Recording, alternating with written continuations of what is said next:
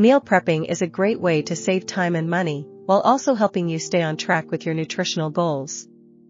Here's a beginner's guide to meal prepping to help you get started. Point 1. Plan your meals for the week ahead, including breakfast, lunch, dinner, and snacks. 2. Choose simple recipes that are easy to make in bulk and can be easily stored.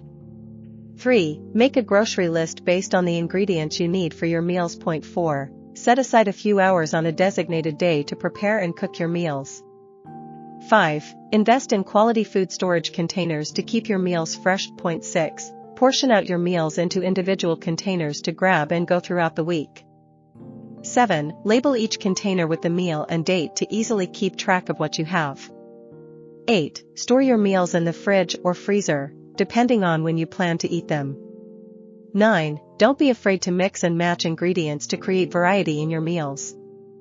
10. Always have some staples on hand, such as rice, quinoa, and protein sources like chicken or tofu. 11. Remember to include plenty of fruits and vegetables in your prepped meals.